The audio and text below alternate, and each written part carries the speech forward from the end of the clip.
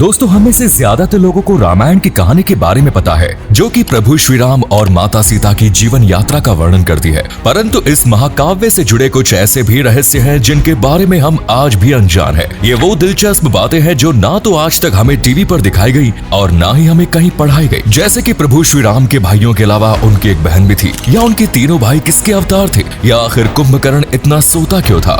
रामायण से जुड़े ऐसे ही तमाम अद्भुत किस्से आज हम आपको बताने वाले हैं। तो इसके लिए दोस्तों वीडियो के आखिर तक आप जरूर बने रहिए। हमारी इस कड़ी में दोस्तों सबसे पहला रहस्य जुड़ा है वाल्मीकि से पहले हनुमान जी द्वारा लिखी गई रामायण का। वैसे तो बचपन से ही हम यही सुनते आ रहे हैं कि रामायण वाल्मीकि जी ने लिखी है, लेकिन आपको ये जानकर ताज्जुब होगा कि वाल्मीकि रामायण से पहले ही रामायण लिखी जा चुकी थी। जी हाँ, इसे किसी और ने नहीं बल्कि खुद प्रभु श्री राम के भक्त हनुमान जी ने अपने नाखूनों से एक शिला पर लिखा था। और जब ये बात वाल्मीकि जी को पता चली तो उन्होंने उनकी काफी तारीफ की। वाल्मीकि की बातों को सुनकर हनुमान जी खुशी से गदगद हो गए, लेकिन फिर उन्हें ख्याल आया कि वाल्मीकि जी एक कवि होने के साथ साथ राम जी के परम भक्त भी हैं। ऐसे में उनके द्वारा लिखी गई रामायण यकीनन मुझसे बेहतर होगी। और ये सोचकर हनुमान जी ने अपनी लिखी हुई राम कथा की शिला को समुद्र में फेंक दिया, जिसके बाद इतिहास के पन्नों में हमेशा हमेशा के लिए रामायण के आगे वाल्मीकि जी का ही नाम अमर हो गया। भगवान राम और उनके भाइयों के अलावा राजा दशरथ की एक पुत्री भी थी। प्रभु श्री राम और उनके भाइयों के बारे में तो हम सभी जानते हैं, लेकिन क्या आपको मालूम है कि राम जी की एक बहन भी थी जिनका नाम शांता था। आपको बता दें कि शांता आयु में चारों भाइयों में सबसे बड़ी और उनकी माता का नाम कौशल्या था। ऐसी मान्यता है कि अंग देश के राजा रोमपद की कोई संतान नहीं थी, और जब उन्होंने अपना ये दुख राजा दशरथ के सामने रखा तो उन्होंने अपनी बेटी शांता को उन्हें संतान के रूप में सौंप दिया। कहा जाता है कि शांता को पाकर राजा रोमपद बहुत खुश हुए और शांता का पालन पोषण राजसी अंदाज में किया और माता पिता के भी सभी कर्तव्य निभाए। तीसरा है सीता जी के अलावा एक और नारी का किया था रावण ने अपहरण। दोस्तों, इस बात से तो हम सभी वाकिफ है कि रावण ने माता सीता का अपहरण किया था, परंतु क्या आपको पता है सीता जी से पहले रावण ने महाराजा दशरथ की पत्नी और प्रभु श्री राम की माता कौशल्या का भी अपहरण किया था। परंतु क्या आपको पता है कि सीता जी से पहले रावण ने महाराजा दशरथ की पत्नी और प्रभु श्री राम की माता कौशल्या का भी अपहरण किया था। दरअसल रावण को इस बात का पता चल गया था कि राजा दशरथ और कौशल्या का पुत्र ही उसकी मौत का कारण बनेगा, इसीलिए उसने मौका देखकर कौशल्या जी का अपहरण कर लिया और उन्हें एक मायावी बक्से में बंद करके मरने के लिए छोड़ दिया। परंतु इससे पहले कि वो अपने इस चाल से कामयाब हो पाता, राजा दशरथ ने माता कौशल्या को उसके चंगुल से छुड़ा लिया। अगला रहस्य, लक्ष्मण जी को गुदाकेश क्यों कहते हैं? कहते हैं कि वनवास के 14 वर्षों के दौरान अपने भाई और भाभी की रक्षा करने के उद्देश्य से लक्ष्मण जी कभी सोए नहीं और इसी वजह से उन्हें गुदाकेश के नाम से जाना गया। अब आप सोच रहे होंगे कि आखिर यह कैसे संभव हो सकता है, तो आपको बता दें कि वनवास की पहली रात जब राम और सीता सो रहे थे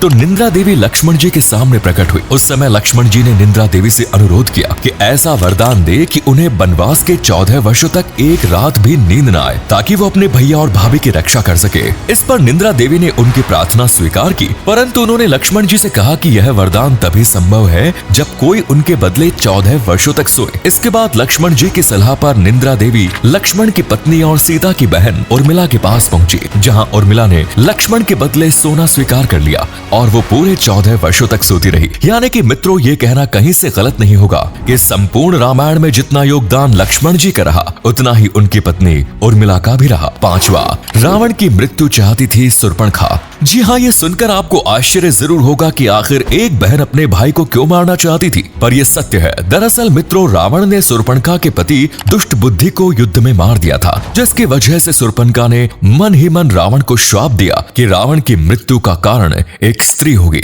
छठा रहस्य, जामवंत चाहते थे श्री राम से युद्ध करना। दोस्तों, ऐसा माना जाता है कि रामायण काल में जामवंत से ज्यादा शक्तिशाली कोई नहीं था। ऐसे में जब जामवंत को श्री राम के बारे में पता चला तो अपनी शक्ति दिखाने के लिए उसने श्री राम से युद्ध करने की इच्छा जाहिर की, परंतु श्री राम ने युद्ध से मना कर दिया। हालांकि जामवंत की इच्छा को श्री राम ने अगले जन्म में श्री कृष्ण के रूप में जामवंत की पुत्री जामवंती से विवाह करके और जामवंत से युद्ध लड़कर पूरा किया। सातवां रहस्य, खुद श्री राम जी ने दिया था लक्ष्मण जी को मृत्यु दंड। दोस्तों, रामायण में वर्णित है कि श्री राम ने ना चाहते हुए भी जान से प्यारे अपने छोटे भाई लक्ष्मण को मृत्यु दंड दिया। लेकिन क्यों? दरअसल ये घटना उस वक्त की है जब श्री राम लंका विजय के बाद अयोध्या के राजा बन गए थे। एक दिन यम देवता कोई महत्वपूर्ण चर्चा करने के लिए राम जी के पास आए, परंतु चर्चा प्रारंभ करने से पहले उन्होंने भगवान राम से कहा कि आप मुझे वचन दे कि जब तक मेरे और आपके बीच वार्तालाप होगी तब तक हमारे बीच कोई नहीं आएगा, और जो आएगा उसे आप मृत्यु दंड देंगे। इसके बाद राम जी ने लक्ष्मण को ये कहते हुए द्वारपाल नियुक्त किया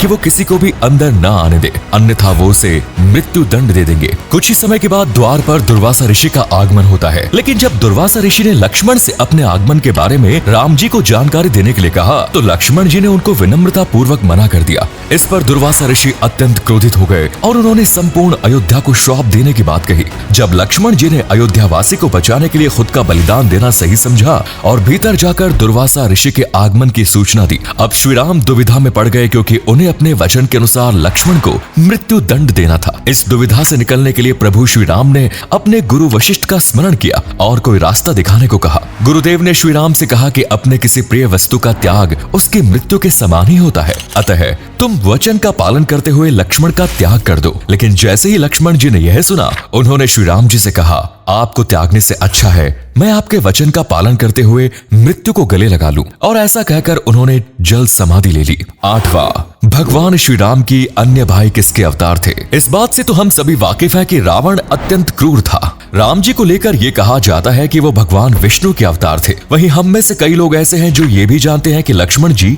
शेषनाग के अवतार थे, परंतु शायद ही आपको पता हो कि उनके भाई शत्रुघ्न भगवान विष्णु के हाथों में धारण किए गए शंखशील के अवतार थे। वहीं उनके भाई भरत को सुदर्शन चक्र का अवतार माना जाता है। नंबर 9, रावण को पता था उसकी मृत्यु राम जी के हाथों ही होनी है। मित्रों, इस बात से तो हम सभी वाकिफ है कि रावण अत्यंत क्रूर और विकराल राक्षस था जिससे सभी लोग घृणा करते थे। ऐसे में जब रावण के भाइयों ने सीता के अपहरण की वजह से राम के हमले के बारे में सुना तो उन्होंने सबसे पहले अपने भाई रावण को आत्मसमर्पण करने की सलाह दी, परंतु रावण ने आत्मसमर्पण करने से इनकार कर दिया और राम के हाथों मरकर मोक्ष पाने की इच्छा प्रकट की।